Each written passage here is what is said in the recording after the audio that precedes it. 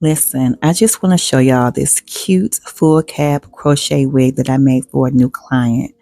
I used 1.5 packs of Freetress Ringlet Wand Curl in color number 1. So cute.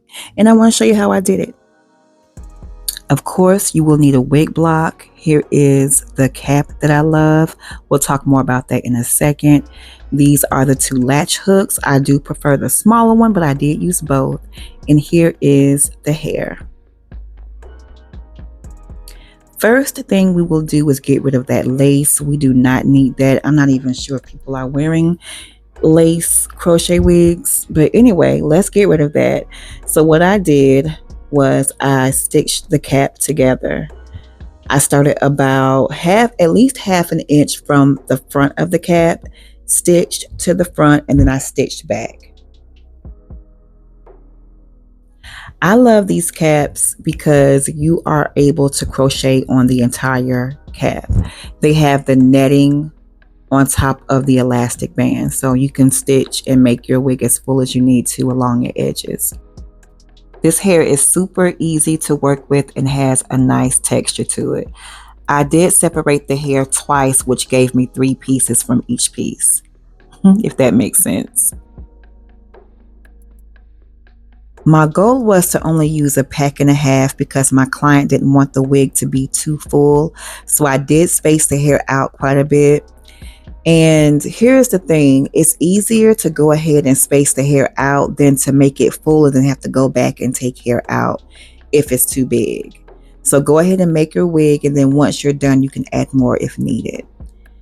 So I did the middle first, and then I started on the sides. And what I did after I did a couple of rows on one side, I went to the other side to do the same exact thing. That way, the same amount of hair will be on both sides. You don't want one side to be fuller than the other.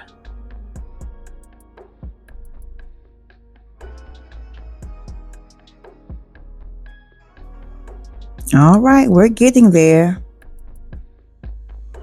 Once I reached the top, I separated the hair as many times as I could. I wanted those knots to be as small as possible. And I did the knotless method for the bang. So all the hair that went towards the face, I did the knotless method. And with that, all you do is pull one piece through your loop instead of pulling both. So you see how I'm just pulling one piece through. And the goal is to cover up that band without making the wig bulky. That's why I'm using small pieces and doing the knotless method. This is the part that took the most time because I'm using very small pieces and I'm kind of going through every hole. You want to place that hair as close together as possible. If you look closely, I meant to mention this earlier, but I am using a T-pin as my guide of where my quote-unquote closure will be. I'm crocheting the hair around the T-pin, and right where that T-pin is where I will close up the wig. All right, so I am on my second pack. My client didn't want the wig to be super full, so I just used half of that pack. And I'm still just using my small pieces and crocheting the hair around that T-pin. And for the hair that's going towards the face, the bang, all of that hair, I am doing the knotless method. For some of them, I did knot them. And with that, all you do is you grab one small piece from each side and tie a knot. And that will just help reinforce.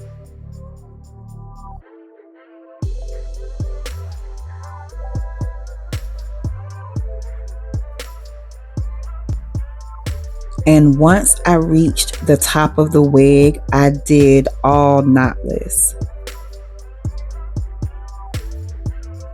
Here is somewhat of a better angle of me doing the knotless method.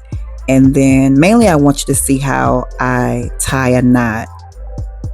So if you're working with some hair that's very slippery, like after you loop it, it starts to slide, go ahead and grab one piece from each side, very small pieces, and then you simply knot it at least twice. And it will not go anywhere. You'll be good to go. So now we are done, and I'm going to put her on my mannequin head to get a better look and see if I need to fill in any holes. And then we are going to give her a nice trim. I wanted to send my client a picture of the wig, but before I did, I cleaned the wig up a little bit. I didn't want to scare her because these crochet wigs, they do look crazy before you style them. So I did put a little bit of the alcohol-free mousse on it to kind of clump the curls back together. Cleaned it up. I cut what absolutely had to go, and I sent her a picture, and she decided she wanted to leave as much of the length as possible. And I do like to leave the bang on the longer side. I would rather for your bang to be too long than for you to get it and it's too short. You can just trim it how you want. So I'm just playing with the hair, moving it around in different directions, making sure you can't see through it, you can't see the cap. And I did add some more hair in the front, just in case the wind blows or if she wants to move the hair to the side and not wear it as a bang. Since I'm using small pieces and doing the knotless method, I don't have to worry about it getting bulky. So it's going to look nice and natural. So if you have to trim your own bang, just cut going downward and just grab small pieces at a time and just fluff and cut where you feel the need. If I had to recommend only one product for your crochet braids, it would definitely be the Hawaiian Silky 14-in-1, I think it's called. Y'all, that stuff is so good. But I rubbed some on my hands and just went through and clumped those curls together and tried to find random pieces that needed to be trimmed. Curly hair takes some time. So don't be surprised if you wear your wig after you've made it and you cut it, and then 2 days later you have a random curl that popped out of nowhere, child. So disrespectful. So yeah, that is it. I hope you guys found this helpful. If you want to order your custom crochet wig, I will leave a link below. I will also have all of the supplies that you will need to make your own wig at home. And let me know if you guys have any questions. Thank y'all so much for watching, and I will see you in the next one. Bye.